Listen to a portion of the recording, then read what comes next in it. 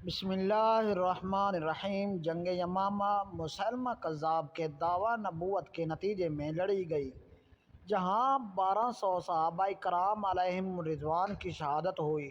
ان میں 600 صحابہ کرام ایسے بھی تھے جو کامل حافظ قرآن تھے، اور اس جنگ میں 27,000 کفار واصل جہنم ہوئے اور اس فتنے کو مکمل مٹا ڈالا۔ خلیفہ اول سیدنا ابوبکر صدیق رضی اللہ تعالیٰ عنہ خطبہ دے رہے تھے: لوگوں، مدینہ میں کوئی ماد نہ رہے، اہل بدر ہوں یا اہل احد، سب یمامہ کا رخ کرو۔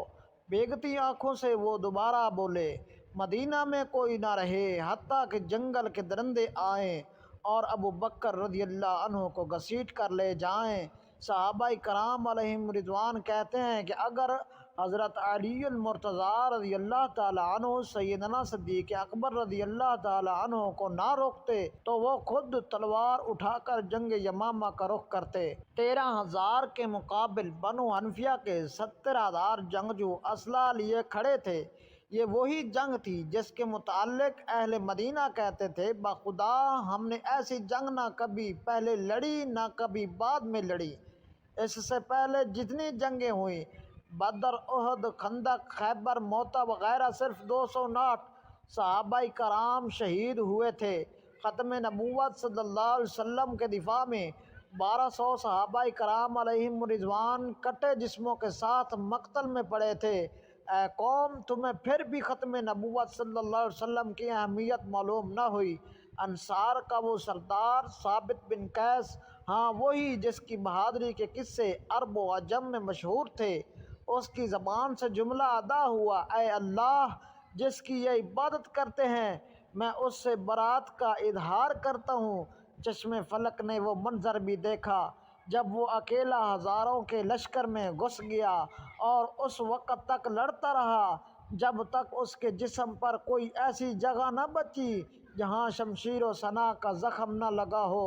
عمر بن خطاب رضی اللہ تعالیٰ عنہ کا لاڈلا بھائی، ہاں وہی زید بن خطاب رضی اللہ تعالیٰ عنہ جو اسلام لانے میں صف اول میں شامل تھے، انہوں نے مسلمانوں کو آخری خطبہ دیا: واللہ میں آج کے دن اس وقت تک کسی سے بات نہیں کروں گا جب تک کہ انہیں شکست نہ دے دوں یا شہید نہ کر دیا جاؤں۔ اے قوم، تمہیں پھر بھی ختم نبوت صلی اللہ علیہ وسلم کی اہمیت معلوم نہ ہوئی؟ وہ بنو حنفیہ کا باغ حدیقۃ الرحمن تھا، جس میں اتنا خون بہا کہ اسے حدیقۃ الموت کہا جانے لگا۔ وہ ایسا باغ تھا جس کی دیواریں مثل قلعہ تھیں۔ کیا عقل یہ سوچ سکتی ہے کہ ہزاروں کا لشکر ہو اور برا بن مالک رضی اللہ تعالیٰ عنہ کہے: لوگو، اب ایک ہی راستہ ہے، تم مجھے اٹھا کر اس قلعے میں پھینک دو، میں تمہارے لیے دروازہ کھولوں گا۔ اس نے قلعہ کی دیوار پر کھڑے ہو کر منکرین ختم نبوت کے اس لشکر جرار کو دیکھا اور پھر تنے تنہا اس قلعہ میں چھلانگ لگا دی۔ قیامت تک جو بھی بہادری کا دعویٰ کرے گا، یہاں وہ بھی سر پکڑ لے گا۔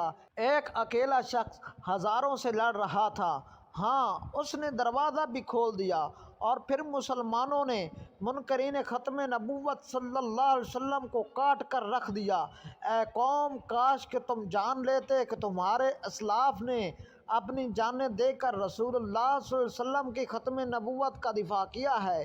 کاش تمہیں یا رسول اللہ صلی اللہ علیہ وسلم کہتے ان صحابہ کرام کے جذبوں کا علم ہوتا جو ایک مٹھی بھر جماعت کے ساتھ حد نگاہ تک پھیلے لشکر سے ٹکرا گئے۔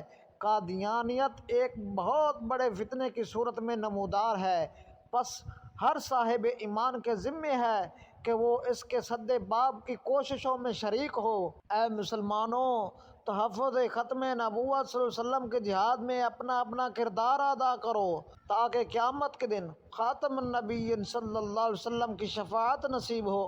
آخر میں میری آپ تمام دوستوں سے التماس ہے کہ صحابہ کرام رضوان اللہ علیہم اجمعین کی اس داستان عشق و قربانی کو تمام مسلمانوں کے سامنے رکھنے کی غرض سے اس ویڈیو کو آگے منتقل کرنے کے لیے اپنا کردار ادا کیجیے، اور اگر ہماری یہ ویڈیو اچھی لگے تو ہمارے چینل کو سبسکرائب کریں، یہ آپ کی طرف سے پیار ہوتا ہے۔ ہمیں دیجیے اجازت۔ پاکستان زندہ باد، ختم نبوت زندہ باد۔